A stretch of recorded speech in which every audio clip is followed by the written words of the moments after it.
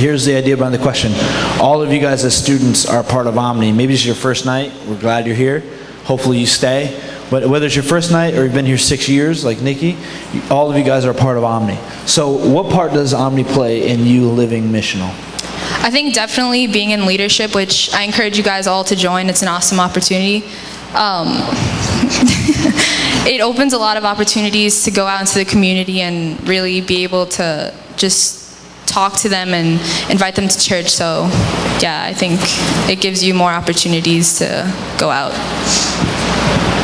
For me, it's being on the worship team, because I have such like a love and a passion for music that if I wasn't able to wind up like using it for God, I would be I don't know, I'd be playing with, I guess, a bunch of other kids who really didn't want anything to do with God, making music that probably wasn't good, but probably wasn't good for me. But so I think it's being on the worship team that gives me the opportunity, and that's what Omni is all about, is giving the students more opportunities, especially to use their gifts. Stop touching me. To be fair, he touched me. No. What was the question again? Maybe you should keep your hands to yourselves and listen to the question. Yeah, Nathaniel. Please. I'm going to get a new contestant. In what ways does Omni help you live missionally or missional? That's racist. Well, I guess mainly because, like, in a way, it gave me a mindset or a view, and like, because even before Omni, I was sort of non-involved with like God or religion and anything, but at the same time I was going to VSCA, the school here, so it was kind of like contradictory. Yeah, you get it. And shut up.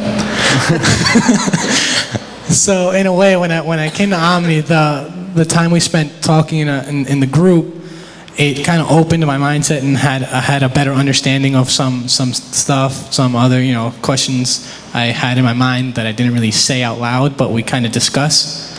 So, and by the way, yeah, leadership is very awesome. You guys should join. Just throwing it out there, guys. Just throwing it out there. All right, so let's get that wireless mic. Does anybody have Anybody have a question that you would like to ask one of these lovely panelists about? Yeah, we're going to take only serious questions. So a serious question about living missionally, maybe a way they do it, a struggle they've had, an example you would like in their life, something like that. Anybody have a question that they would want to ask one of our panelists? Don't be shy. Oh, in the back, Anthony.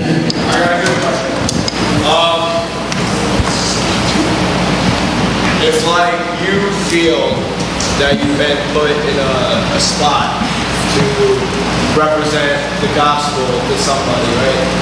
And you feel like at that time that you're not up to par, like spiritually.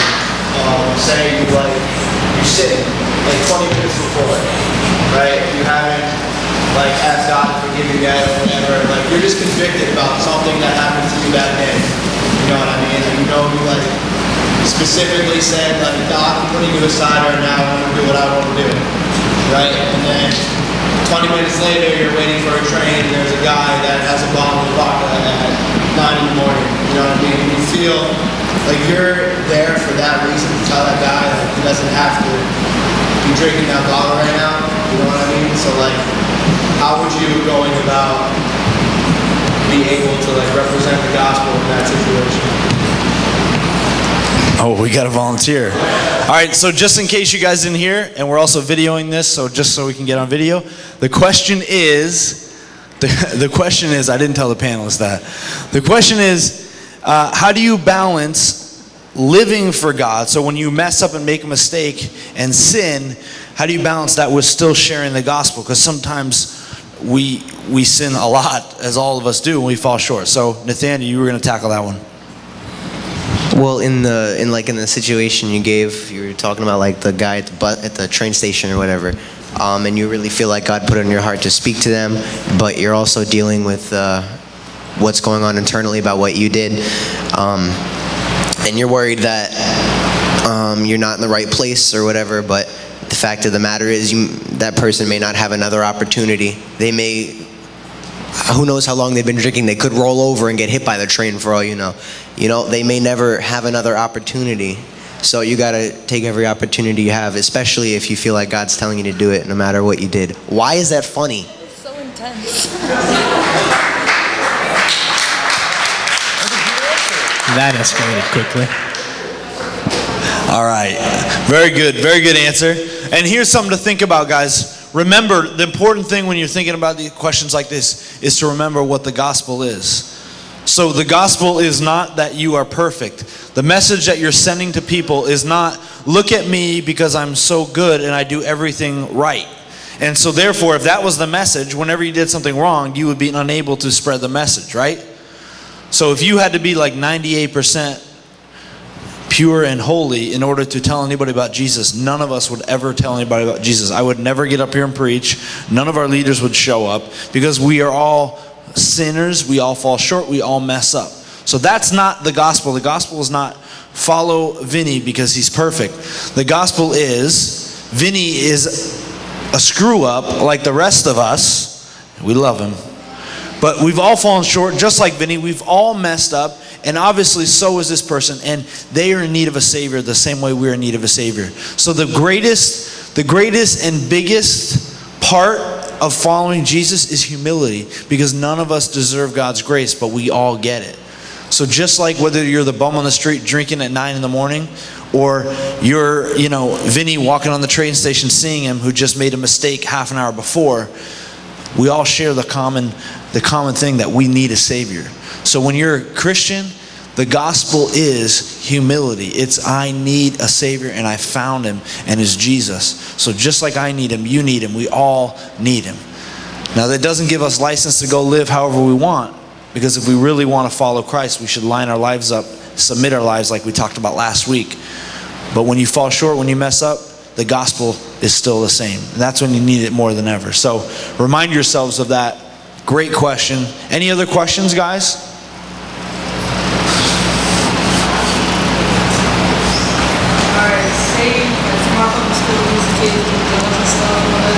Let me give you the mic so we can hear you.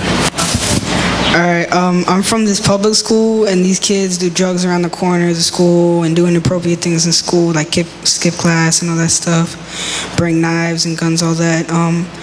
And I've been trying to get acceptance, like, I'm a Christian and I'm trying to bring some friends in. And I recently showed someone, the video for Hope Day, and they think, oh, that's lame, why are you going to that, why are you wasting your time? And how would you convince them that this is for God and for Jesus, and like you were meant to do this? Because I can't convince them how. Ooh, that's a good question. Do you guys all hear that? So, yeah, wow, yeah, look at that. So here's the question. Correct me if I mess it up, but here's the question. He's got some people in school that he's dealing with that are really far from God, with drugs, alcohol, weapons, all gangs, stuff like that. He's trying to share with them about, invite them to come to Omni, right? And they think it's really lame. So how does he go about convincing them that this is a cool place for them and being missional, continuing to be missional with them, even though they're making it really tough? Sure. Well, usually people like that, you just gotta, they feel intimidated. Like when you try, I don't know how to word it, but if you like say something like, I'm not saying get yourself hurt or anything with this, but if you say something like, well, are you scared? Like, why are you afraid to come to this place? Something like that will be like, no, I'm not scared. I'll do whatever. I'll do whatever. Because that's usually how those people are. And then they'll come and then they'll see. So kind of like try to challenge them a little bit, but don't get yourself hurt. We're gonna see on the news, local kid dies from gangs thanks to Nathaniel. You have some. We're gonna go to Annette first, and then we'll come to you, John. Now, I just wanted to say quickly, too, though, that it's not our job to convince. You